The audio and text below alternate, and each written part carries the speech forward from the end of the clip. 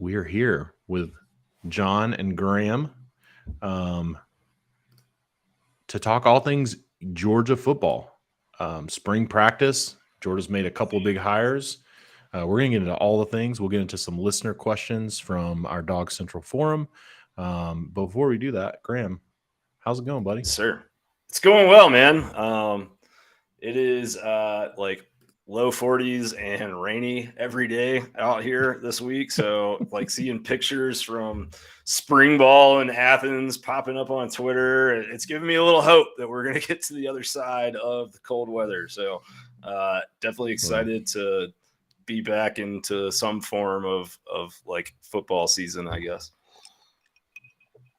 Yeah. Well, we're going to get to the other side. We are this week here in Atlanta. We actually had weather in the 30s. Ooh. So we're not far behind you. You're not. But today was 60s. Today's in the 60s. Man. We're going to be pushing 70s and 80s, not to make you jealous, but we're just going to go there right at the beginning. So awesome. Well, Graham, so Georgia's been has a week under our belt in spring ball. What are initial? Obviously, we have a lot of questions. We'll dive into specific positions. We'll dive into coaching hires, things. What are some key, kind of initial thoughts based on what you've seen, heard, as it relates to spring training, spring ball? I mean, I think everybody wants to know about the quarterbacks, and I think the reality is that there's not much to know about the quarterbacks yet, right? Like.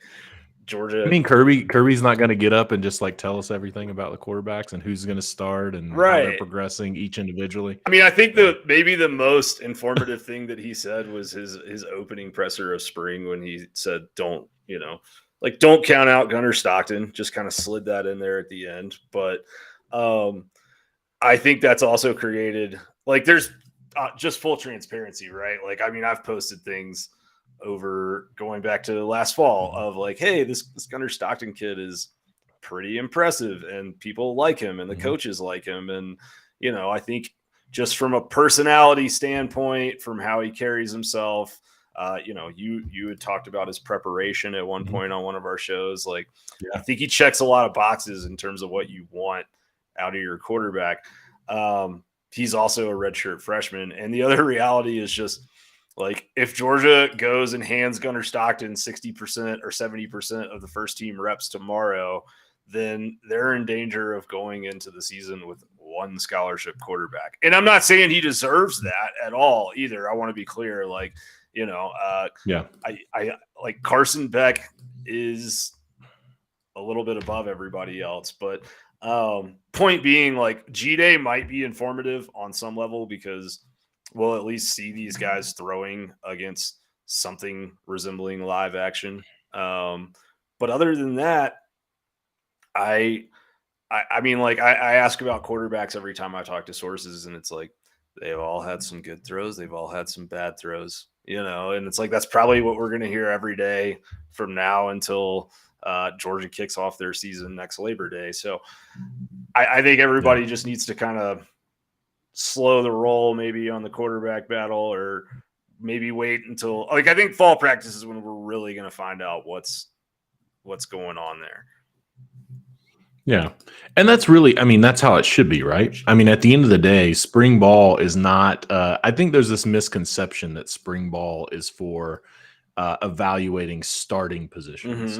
And that is absolutely what spring ball will give you indicators of where players have progressed. It's an opportunity for players to, obviously, the new guys to get in the mix that haven't had some reps. It's an opportunity to figure out which position players are working, better in certain groups and those types of things. But you generally don't come out of spring practice. You come out of spring practice with indicators of maybe who might start.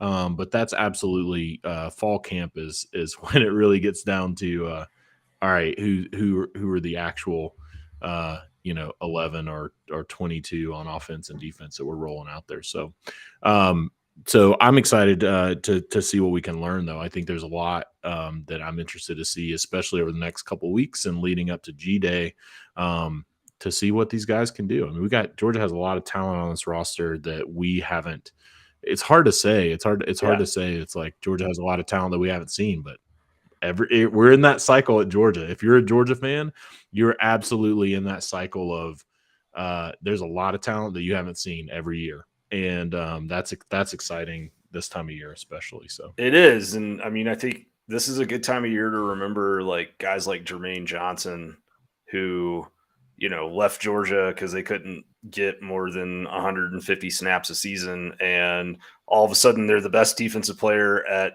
Florida State. They're the best defensive player in the ACC, and they're a top 15 pick in the NFL draft. So, yeah, I think there is a ton to look forward to this time of year, and agree with you. Like, this is more a time of year to evaluate who is going to be involved in those position battles, as opposed to letting those correct. position battles play out. Yeah, this is an opportunity to understand who's going to be in contention for the ones and twos. It's spring ball is not where the ones and twos are necessarily decided in most positions. So I think fans just need, and me, I'm speaking to myself as well as a fan. I think we just need to set some right expectations around, like, hey, who knows? Especially with the May transfer portal, and I mean, there's all kinds of things. We got a long way to go before we're going to know who that actual starting 11 is going to be for Georgia. Not that long, something right? Like Cedric Van Pran is going to start at center. I think there are a lot of things that are very, very clear, but specifically around quarterback position, wide receiver positions, secondary. Like, there's some key positions that I think it's going to take a little bit to know who's who. All right, you want to talk coaching? Georgia hired brought two guys on as analysts who are a couple of heavy hitters in their own right. Brandon Streeter, former offensive coordinator from Clemson, and I just blanked on Texas A&M. Daryl Dickey. I was going to say Derek Dickey, but Daryl Dickey, former, I guess we can call him the offensive coordinator at Texas A&M. He's coached football for longer than I've been alive. Correct. He was head coach at North Texas for a long spell. I mean, what I think is maybe more interesting than his time at Texas A&M as OC is who he recruited at Texas A&M, and that he was the offensive coordinator and running backs coach at Memphis through some of their best seasons ever. And like the list of strong Memphis running backs from his time there is pretty deep. Yeah. You know who else was on staff with him at Memphis? Dan Lanning. That is true. They overlapped at Memphis as well. So Kirby working that pipeline. So tell us a little bit about maybe we'll break it down. So you mentioned a little bit about Daryl Dickey's background. We can maybe start with him. What are you excited about? What's he bringing to Georgia? And then we'll talk about Brandon Streeter too. Yeah. So, I mean, first thing with these two hires is I think Georgia's got so many guys on their staff right now who either played together or have worked together previously, that I think it's a good move to combat kind of an echo chamber or any like lack of challenging ideas in a room. So that's first and foremost, I think, important to bring in some outside opinions and some outside blood. With Dickey, I mean, you're talking about a guy who, played quarterback at Kansas State, played quarterback in the NFL, and then has, he was tight ends coach at LSU in 1991. Like the guy has been around the block for a long time, and he's called a lot of football plays. I mean, if you were in the SEC, if you were at Mississippi State and LSU in 90 and 91, I mean, you were at a different time in the SEC. Yes. What a journey. That's awesome. Yeah, totally. And I mean, I think you've got that. I mean, he has some interesting ties. Like, he's from Chapel Hill, North Carolina. And like he went to college out in Kansas, but he's coached all over the Southwest and the Southeast. And from a recruiting standpoint, has relationships kind of everywhere. you look at the list of guys that he was the primary recruiter on just in the past few years for Texas A&M. The first one that stands out to me is Connor Wegman, number 2 quarterback in the country a couple cycles ago. Mm-hmm. Started and did really well as a 5-star for A&M last year as a freshman. Like Jalen Weidermeyer, who was an excellent running back or tight end for them. He recruited Devin Achane, who I thought was one of the best running backs in the country last year. Like he has got that thing. Zach Calzada and oh my God, who was the other quarterback? Haynes King. Like, so he's been a huge part of recruiting quarterbacks there, which is interesting when you kind of consider like Jimbo is seen as sort of the quarterback guy, but he was lead recruiter on almost all of those guys. So I think there's the recruiting side of things first and foremost, and then you add in that his first job as a play caller was at Memphis in 1988. Called plays at UTEP from 94 to 96, called plays at SMU in 97.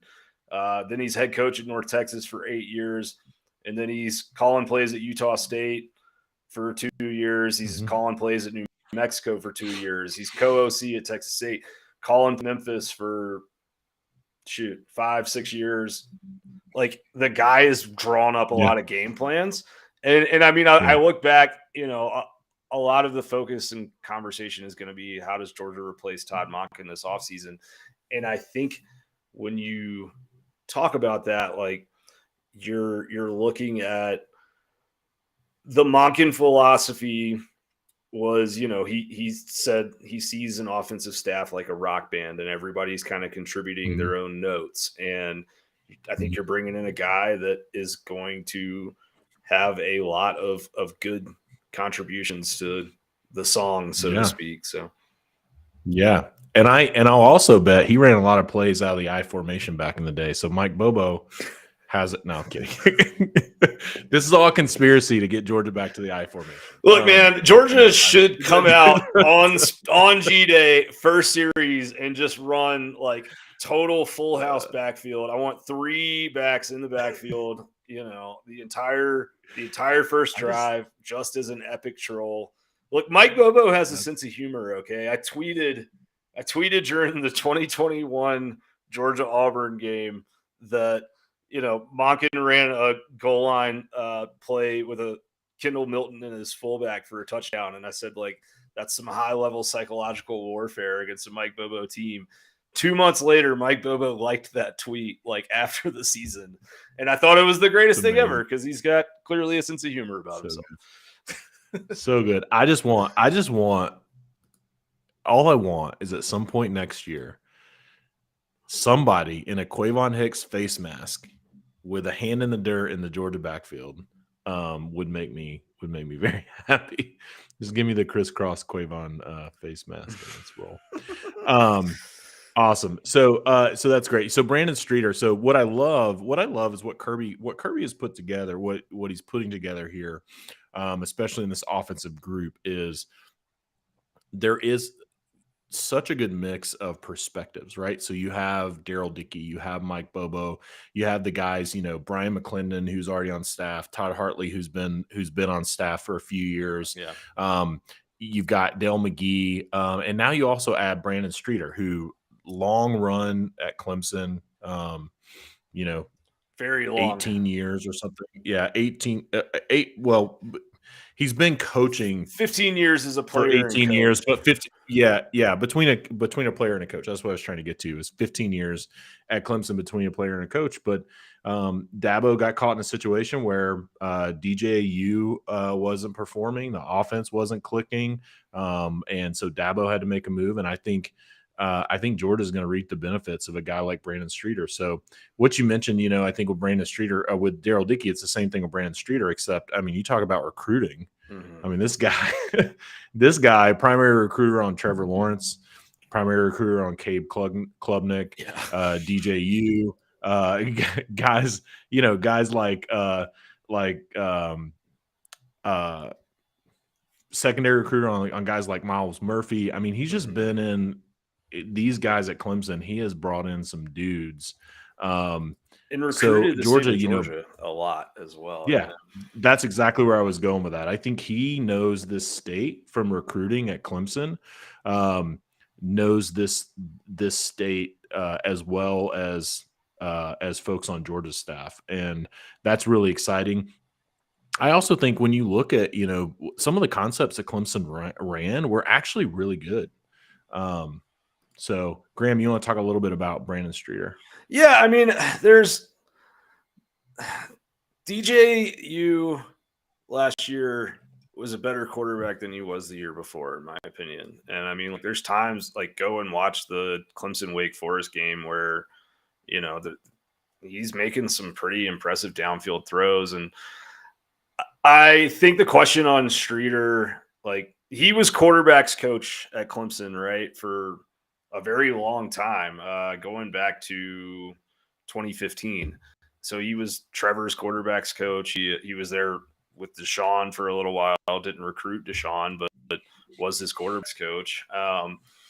There's a fair question of how much of that is Tony Elliott, how much of that is Streeter, because Elliott was the OC there at the time. But I would say that I thought, Clemson didn't do enough this year for Streeter to keep his job, obviously, but their offense looked way better this season than it did before Tony Elliott left to take the Virginia head coaching job. And so I thought Streeter really did get maybe not the most out of their talent, but I thought he got quite a decent amount out of their talent. And I look at Streeter as kind of similar to when Kirby Smart hired Todd Monken. James Coley was on staff. He was offensive coordinator the year before, and he got that offensive coordinator job the season before because he was such a good recruiter and had been a very good quarterbacks coach, and Georgia wanted to promote him and keep him around because he was helping Georgia acquire talent. The play calling thing didn't really go great for him, but Coley, he goes out to Texas A&M and he's immediately beating Georgia for some recruits that they wanted, truthfully, right? Mm-hmm. And so I think with Streeter, it's kind of a perfect time for him to switch gears. Like, his trajectory at Clemson is clearly kind of ceiling, it's hit its ceiling, but he's gonna help Georgia a lot. There's a question in here about, in the chat about would the addition of these new guys help with Dylan Raiola? I don't know that either of them have a relationship with Raiola already, but putting a guy in the room with everyone else that's already in there and saying, hey, I coached Trevor Lawrence and Deshaun Watson is pretty powerful. It's certainly not going to hurt. I can promise you that. So I think he's I think he's a hell of a recruiter, and I'm very interested to see what influence he adds to Georgia's offense, because I do think he kind of helped transition Clemson last year from some stale stuff to more of the pro style kind of spread that you saw Georgia run under Todd Monken. He just didn't have as good a personnel as Todd Monken had. Yeah, makes sense.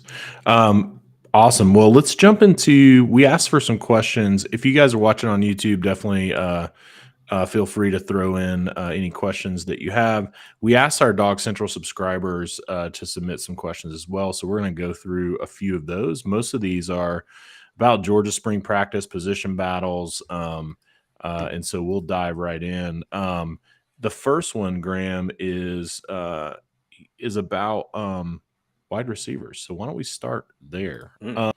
This one comes from Hunter on the DawgsCentral forum. So could you discuss the battle between Marcus Rosemy-Jacksaint and Ra Thomas?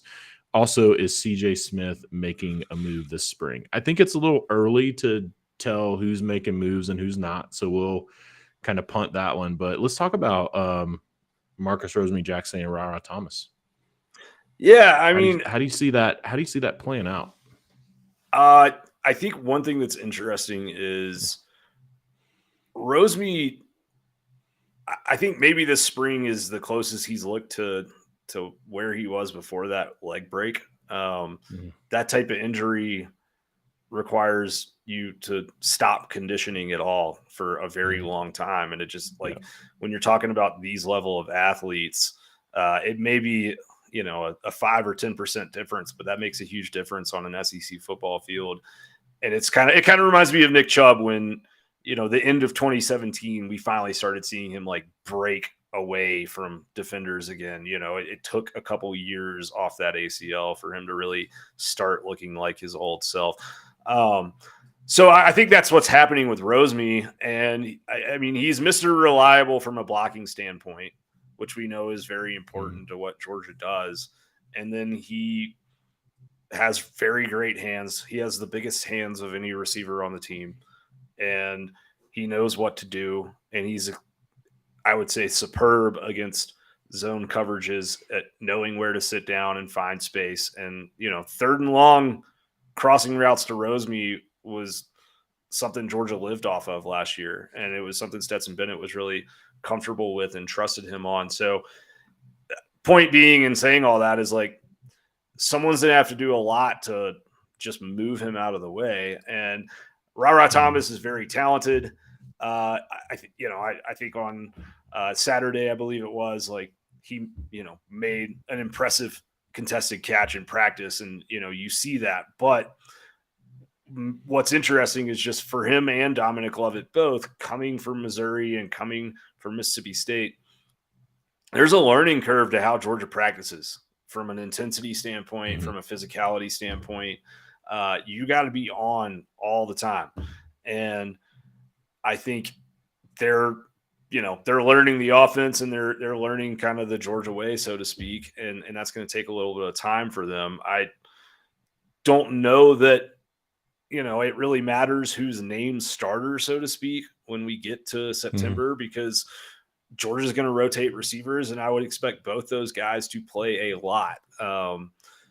Georgia doesn't really have, especially with A.D. Mitchell gone, Rosemy and Thomas are really the two guys that we've seen play X receiver and we've seen do it well. There's some freshmen that might be where they fit in eventually, but we don't know. So I think they'll make each other better. I think Ra brings more maybe explosive big play ability and, I would say sideline contested catch ability. I think Rosemy probably is the best perimeter blocker on the team. And we know that he's very comfortable going over the middle. So situationally, they may be used just like that. Awesome. Good stuff. Yeah, I think you're right. I think it's going to be really interesting to see a truly healthy Marcus Rosemy-Jacksaint and what he can do. On top of all you mentioned, but I think the key point for me is, like, this guy was out there, in his first full season, really his first full season last year that was reasonably healthy and making a lot of and ended up making a lot of good plays. So should be a good battle. All right, let's talk a little bit about running backs. This is a really long question, so I'm going to sum it up a little bit. Who's going to take on the role that has been played by Kenny McIntosh and James Cook in the previous 2 seasons? So Georgia has had, and I would say DeAndre Swift was a little bit like this, but Georgia's always had kind of this 1-2 punch, right? Zamir White, James Cook, Kenny McIntosh, Kendall Milton kind of situation. Who's going to take on that role of receiving weapon out of the backfield? And then we'll talk a little bit about Andrew Paul's progress coming back from injury. Yeah. But let's talk about this. This question is from Nick's on our DawgsCentral forum. It was also asked by Dog to Tiger too. So we're going to throw them both in there. Well, you want to start on this one? Yeah, sure. Yeah. So for me, I think this is such an interesting question, right? Because Georgia, I think there's a couple things to keep in mind. Like, I think this could be a potential area where we see a little bit, maybe even a lot, maybe even a good bit of deviation from under Mike Bobo from what we saw under Todd Monken. And what I mean by that is Georgia has 3 backs that can be punishing runners. So you have Kendall Milton, you have Dejan Edwards, you have Branson Robinson. Those three guys can all play that role of kind of that shifty back, but also that Zamir White role of punishing, right? You look in those three and you really don't see anybody that stands out that says, oh, that one is built in the mold of a Kenny McIntosh, or that one's built in a mold of a James Cook, right? What I would say is don't sleep on Branson Robinson catching the ball out of the backfield, first of all. If you go back and watch some of his highlights when he was being recruited, when he was a senior at some of the camps that he went to, one of his key strengths was absolutely catching the ball out of the backfield. So I think that's a guy to watch that could play. I think people look at him and see his size and his bulk. I think he could catch the ball a little bit out of the backfield.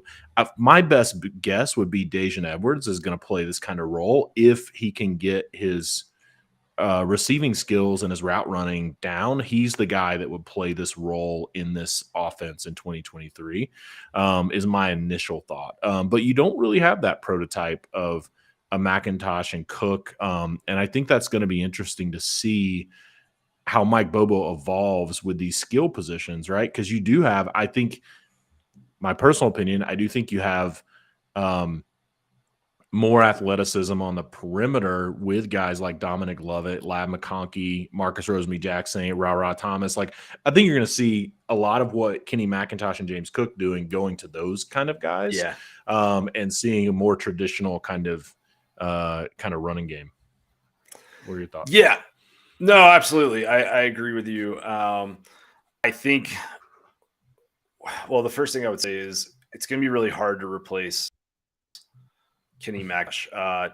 Let's go back for a second. Versatile player, man. Right, 100%. And that's really what I kind of wanted to say, is that there's three guys in the SEC since the year 2000 to have 500 plus receiving yards, 800 plus rushing yards, and 10 plus touchdowns in a season. And they are Dexter McCluster, Percy Harvin, and Kenny McIntosh. So you're talking about just a really rare amount of versatility that McIntosh had. So the other side of this too is you do have a lot more weapons on the perimeter. And I think your answer earlier about, Edwards is the one that would be most likely to fill that role.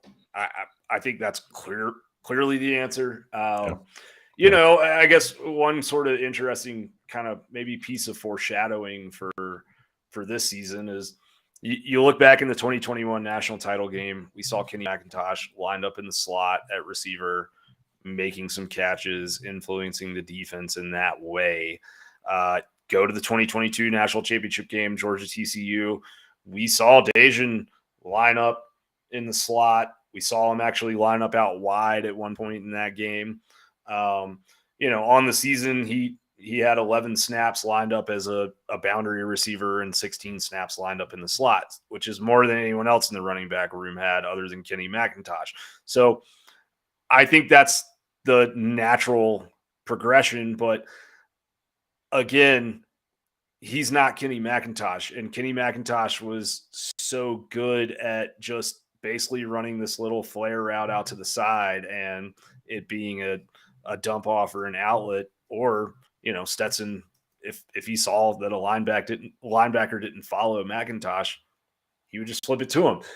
And I think this is kind of maybe a good spot to be like, there's going to be people that early in the season are mad at Mike Bobo and they're going to say that Mike Bobo changed the offense. The reality is that you don't have a Darnell Washington anymore and you don't have a Kenny McIntosh. Yep. And Georgia, other than Utah, ran the most 12 and 13 personnel sets in college football last year. And you had a running back who was your leading receiver on the team for most of the season. So it's going to look different. I still think Georgia will be a very good perimeter blocking team, but Darnell Washington was a left tackle who also could catch passes 20 and 30 yards downfield. Oscar Delp is more of an athletic route runner, pass catcher. He has not shown the ability as a run blocker yet that we knew Bowers and Washington had. So I just think it's going to look different. But just because it looks different doesn't mean that the playbook's different. It doesn't mean that Georgia's trying to do different things philosophically in terms of how they, go after football teams and attack defenses. You just are going to have to basically play to the strengths of your personnel. Awesome.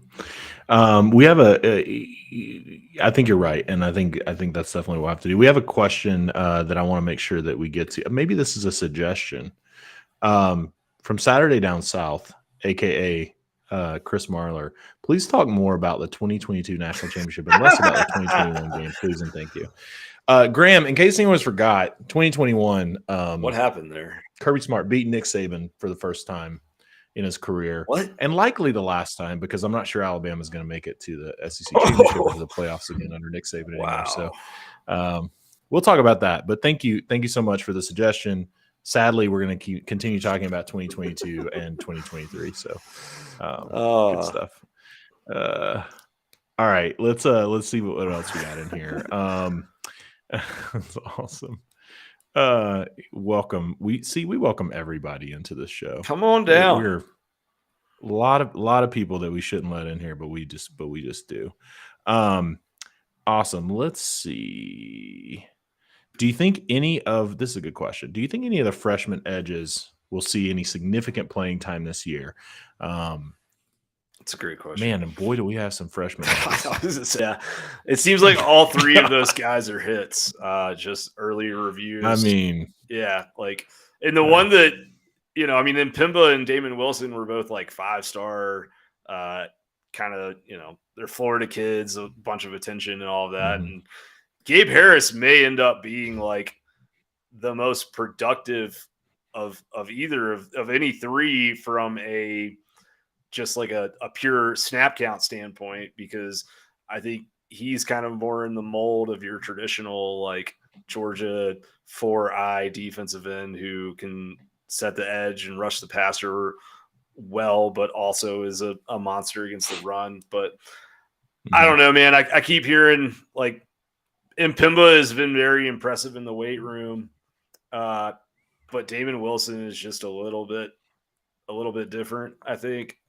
So that would be my bet, is that we might see him coming off the edge in third down situations as a pass rusher. But it's interesting because Georgia just really struggled when Nolan Smith went out to kind of figure out how to fill that spot. And now it feels like there's 8 different dudes with blue chip pedigree to maybe fill in on that this year.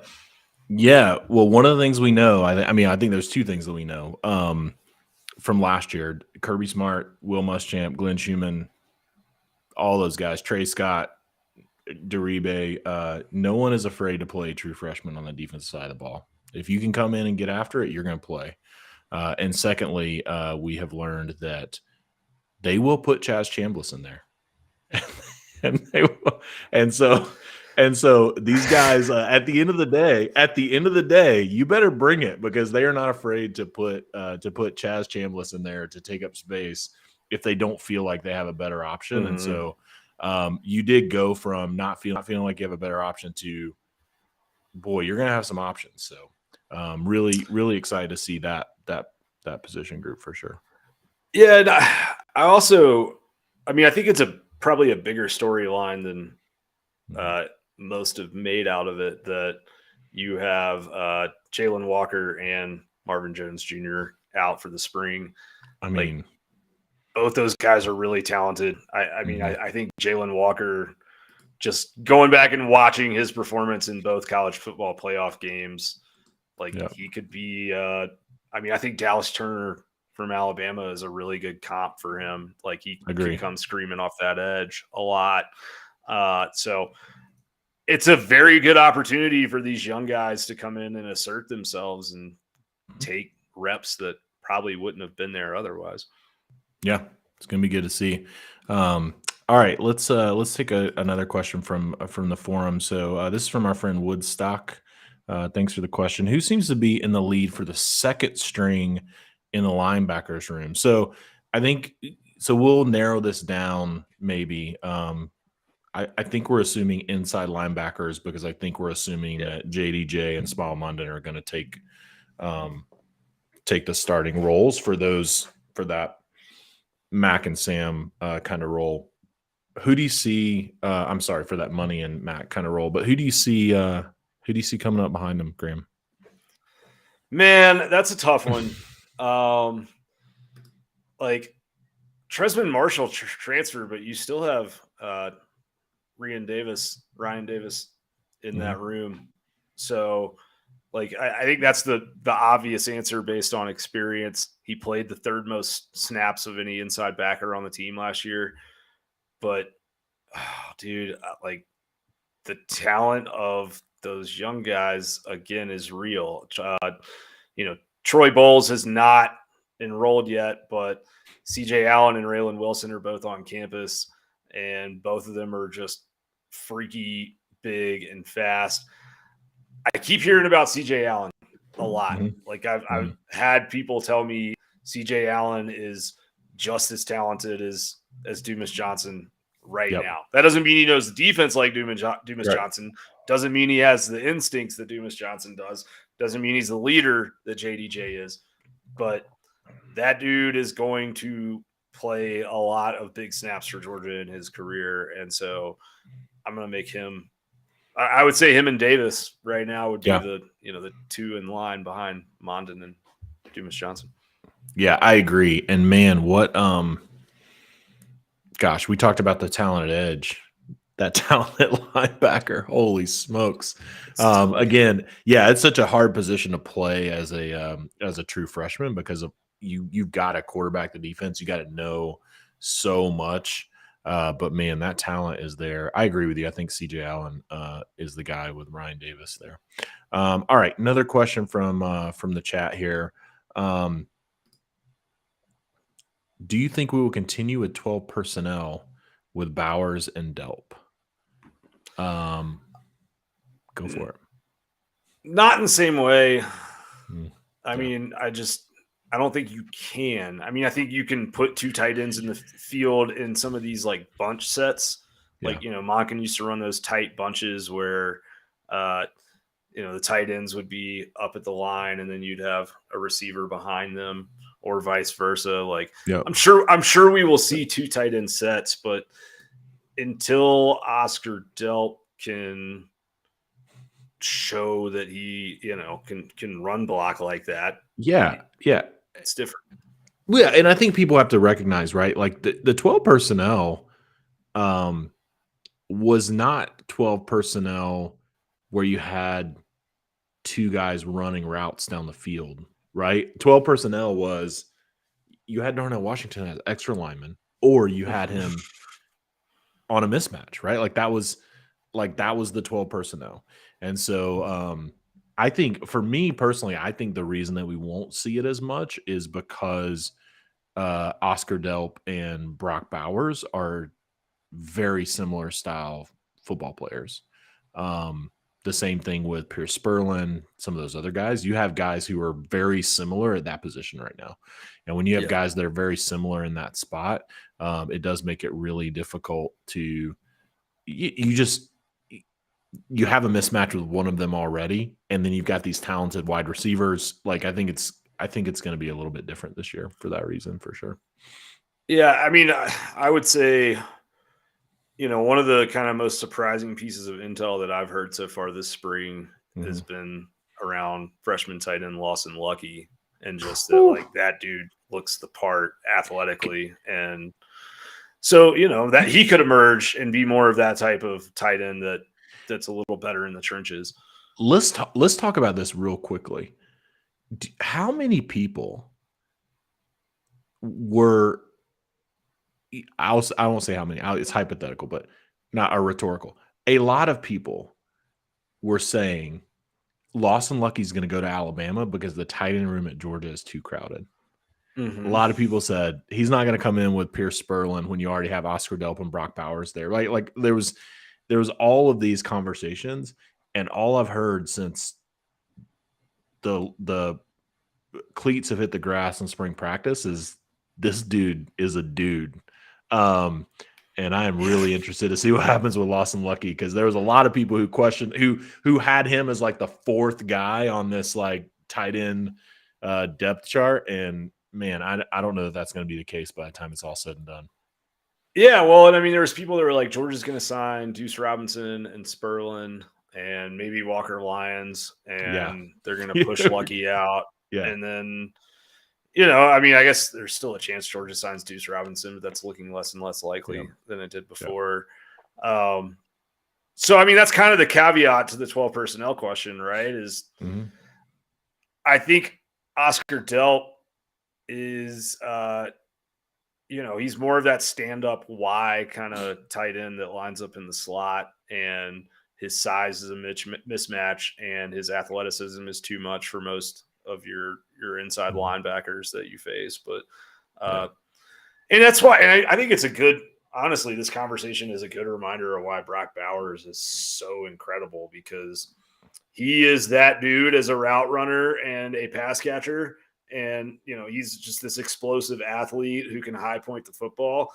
But that guy also like cleans it up in the trenches. I mean, he's not Darnell Washington as a blocker, but nobody is. I mean, a lot of offensive linemen aren't Darnell Washington as a blocker, but that's the incredible part about him, is he's gives you all that stuff downfield, but like he's not a liability as a blocker, and that's why he's on the field all the time. Yeah, agree. Let's take a break from talking about players and positions to talk about this question. Could they not do a better job with the non-con games? It's plain terrible. Red clay between toes has said what we're all thinking. Let's talk about why this non-conference schedule is so bad. Well, I think there's. right? We'll start. Yeah, so Georgia was supposed to play Oklahoma this year. Georgia was supposed to play Oklahoma, and not only was Georgia supposed to play Oklahoma, but Georgia was going to play Oklahoma in second week or the third week. Like, it was going to be essentially what Alabama is doing with Texas, where you have in like the first like 3 games. That's what Georgia was supposed to have with Oklahoma this year. Unfortunately, the SEC said, hey, y'all got to call that off because of conference realignment and expansion. We have Texas and Oklahoma now joining early in 2024. So that's what was supposed to happen. So when you look and you see UT Martin, Ball State, South Carolina, UAB, Ball State was supposed to be Oklahoma. So if you think about that schedule, if you think about UT Martin, Oklahoma, South Carolina, then UAB, then Auburn, it changes that whole dynamic. I think the challenge is, right, like, and this is what people, I think for me, what's important to call out, Georgia could have found another non-conference opponent besides Ball State. But you tell me who's going to come in. Georgia's 29-1 in the last 2 years, back-to-back national championships. Who's going to raise their hand and say, I'll go play in Athens, Georgia in week 2 in a non-conference game? Which Power 5 team is going to sign up for that? That's the real issue, right? The real issue is that you couldn't replace Oklahoma with an actual Power 5 non-conference game at that moment, because schedules are made years in advance, number one. But number two, Ball State will come get a paycheck. None of these other Power 5 teams are going to come into Athens, Georgia to get it handed to them in the second week of the season, especially when those paychecks hit very differently when you're in a Power 5 conference versus when you're Ball State. Yeah, not to mention, I don't know. It's fascinating because everyone has strong opinions on this. Like, I've talked to some people that are Georgia season ticket holders, and they do not like playing Oregon and Atlanta. They did not like playing Clemson and Charlotte because it took a home game away from Athens. The flip side of that is, find me a P5 team that is gonna, raise interest and create a high profile game that's willing to come play in your backyard on a year's notice. So you have that problem. I do think that, you lose in Oklahoma, it hurts that home schedule quite a bit. But I don't know, UAB, I know that Georgia spanked them in 2021, but like as far as non-con games go, that's not a bad one. It's not bad. There's been many years in the last decade where they are the second best football program in the state of Alabama. Okay. So I don't know. It's not great, but the other side of it is, starting November with Missouri and Ole Miss at home back to back is not bad. Kentucky's usually a good home game for Georgia. And Georgia fans do get the road trip to Nashville this year, which is usually the most popular away game. Listen, is to go to Vanderbilt. Nothing like stumbling out of a bar on Broadway to walk a quick drive over to a noon kickoff, because that's what you have to do in Nashville. There's no tailgating. You just go down to the honky tonks about 8 o'clock, get started, and then stumble on over to that noon kick. That's exactly right. But all right. 11 a.m. local time. 11 a.m. local time. Don't forget. All right. A couple other questions. We'll take one more from the DawgsCentral forum. This is a really interesting question. Got a lot of formerly highly ranked recruits who played sparingly last year. Are there any guys that you kind of expect to step into a bigger role this season, not necessarily starting? This is June recruiting fearmonger from the DawgsCentral forum, which is my favorite. My favorite username. All right. Who were highly ranked that didn't play a lot last year that we expect to step into a bigger role? I'll start. Go Ernest Green. I think Ernest Green is gonna be a starting tackle. Sorry, I took it from you. That's why I said no. It's good. It's good. But I think Ernest Green has, again, you got to see it on the field. We haven't seen Ernest Green play a snap in a Georgia uniform in a real game, but so you got to see it on the field. But there has been a lot of talk about that guy's talent. At least is up there with Broderick Jones, maybe even pushing into like Andrew Thomas and those kind of guys. So excited to see Ernest Green. On the other side, I'll say Amarius Mims. Amarius Mims only played 400 snaps last year. I feel like we saw him a lot, but he didn't play that much. And that's a guy who hit the portal, came out of the portal back to Georgia. So those are two highly ranked recruits that I think will get a lot of playing time in the offensive line. Yeah, I would say I would go with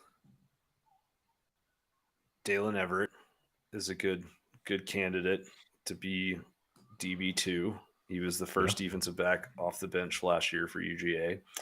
I would also say Bear Alexander is another one.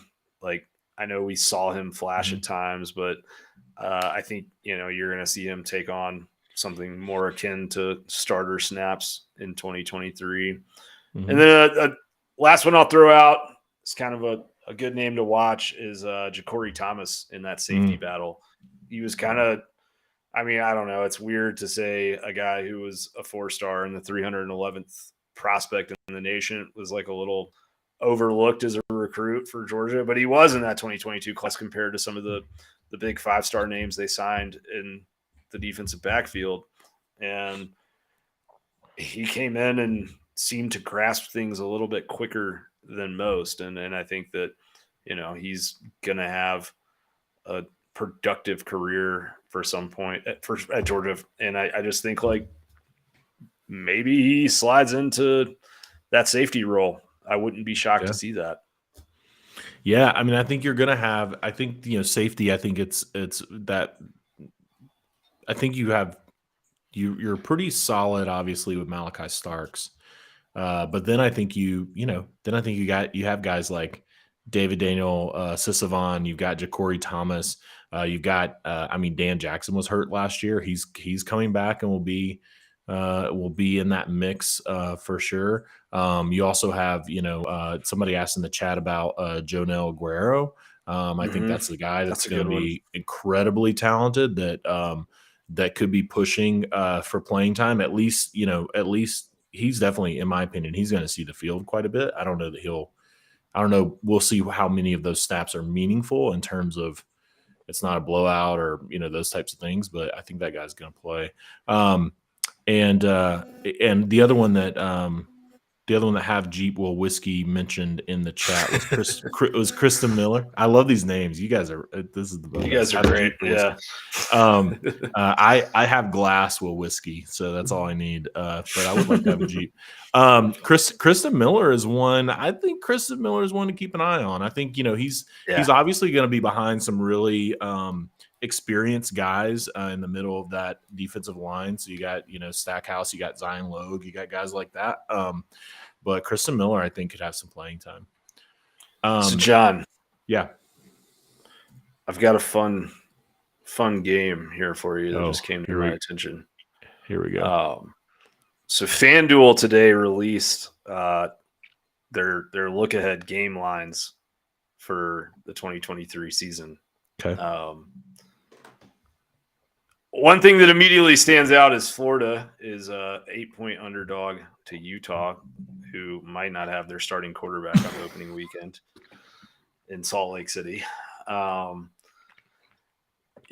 is more than a touchdown dog to Utah. Yes. With no Cam Rising. Correct. In week 1. Wow. In week 1. Yeah, I think Billy Napier is in trouble, buddy. I think he's definitely in trouble. They are also a very large underdog to Georgia, 20.5 points on the look ahead line, which, I mean, honestly, man, I would bet it right now. I'd hit it. Give March 21st, Georgia is a 20.5 point favorite versus Florida. That might be one of the better lines that you get by the time it gets to October. Georgia won that game by 3 touchdowns last year, despite being -3 in turnover margin. And losing the entire third quarter.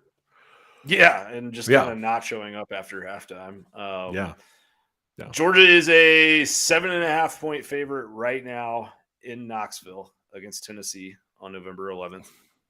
So it's a little, it's more than a touchdown. Yeah, I gotta see Joe Milton throw the ball in fall camp and a couple games like within the boundaries of the field. You mean? Yes, yes. Not the Michael Vick commercial where it's just let's see if he can throw it out of the stadium. Can he keep it between the lines? We know he can throw it a long way. It's can he keep it between the lines? But man, Tennessee, that Tennessee game, I think. Sadly, I think is going to be a little disappointing this year because I think Tennessee is going to have at least 2 losses coming in that game and be out of the SEC East race, and it's going to take a little bit of the shine off of it. Yeah, early. Hey, I got to warm up because about around April, May we'll do our way too early.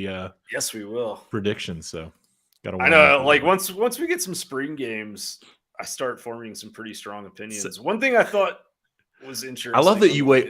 This is the difference between Graham and John, by the way, everybody. Graham is like, I love getting some spring games before I form strong opinions. I'm like, Alabama will never make the SEC championship again under Nick Saban. So that's just, I watched Syracuse's spring game last year, man. Yeah. I'm a sicko. Yeah.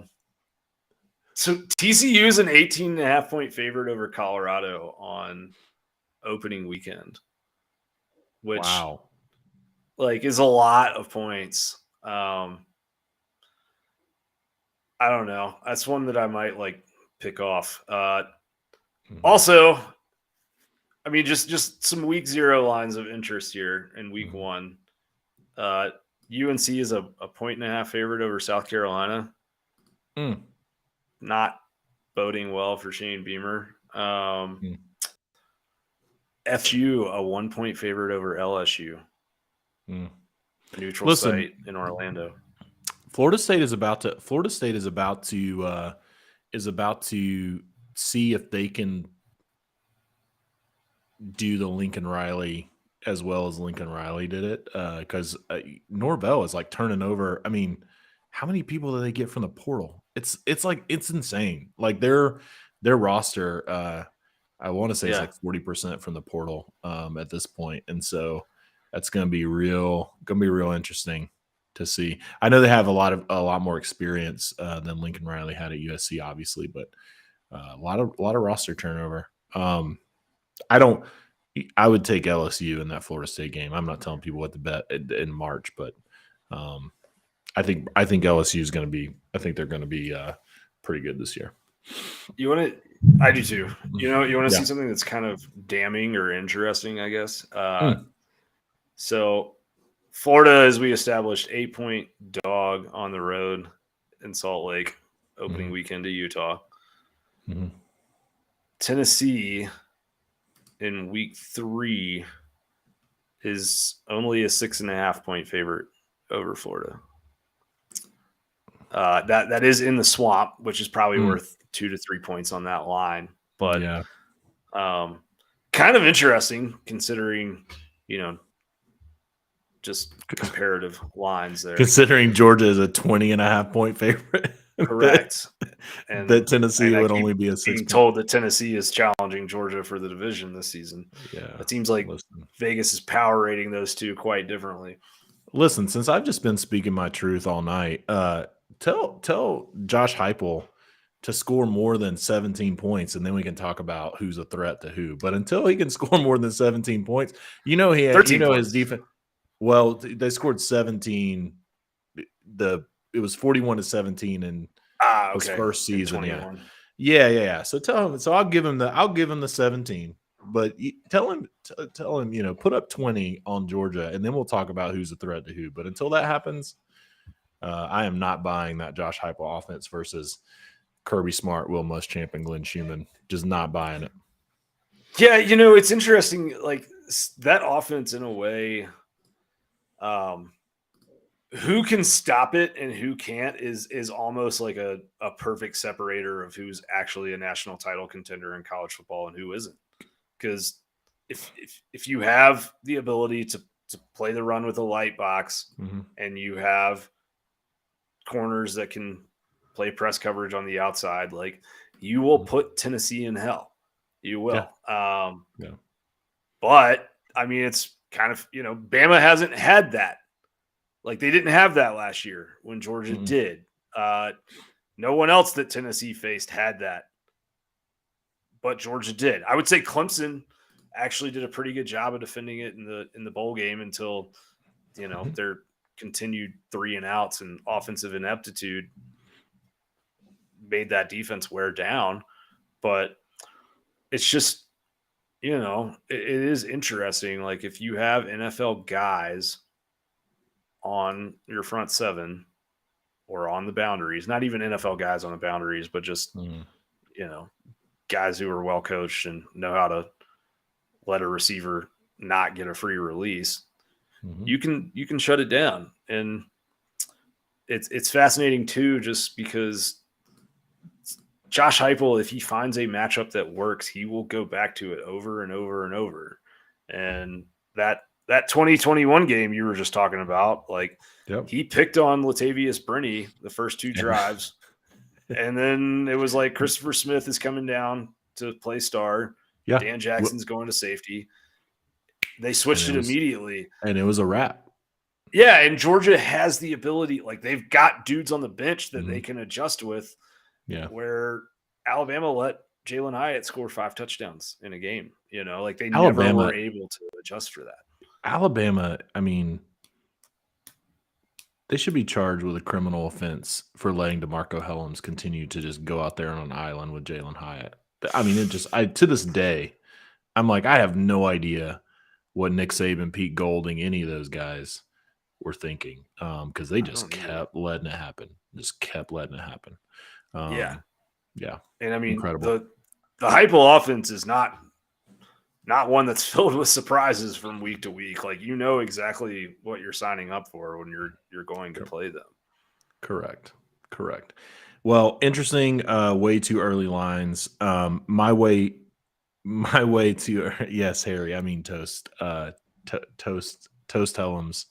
My way too early lines are Georgia over 11 wins. It'll probably be 11.5. We'll go ahead and take that over. I think it's going to be. I think my game that I'm most excited to see, and this is just because of who I am. I'm super excited to see Lane Kiffin come into to Sanford Stadium. I think that game in November is going to be really. It's just going to be really fun. I think Lane Kiffin hasn't fared well in many games versus elite defensive play callers. Obviously has struggled against Alabama, for example. But I am interested to see what he brings into to Sanford Stadium. So I am too. Yeah, I think that will be a fun, entertaining matchup. I don't know. Kirby and Lane is just kind of like, I mean, they were on staff together. They know each other. I think Lane famously joked that, I think it was him, Kirby, and Muschamp all have the same dad. And that's why they're in a group text together. So I think it'll be interesting to see that whole thing play out. And, I know a lot of people have strong opinions about Lane Kiffin, but I think college football is an entertainment product at the end of the day, and the man does entertain. You have to give him that.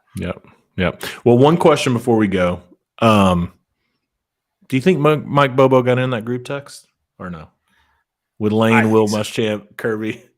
I don't know, man. I think Bobo man. Got like I think there's probably like another group text with Bobo, Muschamp, Kirby, maybe like trying to think of some other guys from that era of Georgia football. I think Brian McClendon would be in there.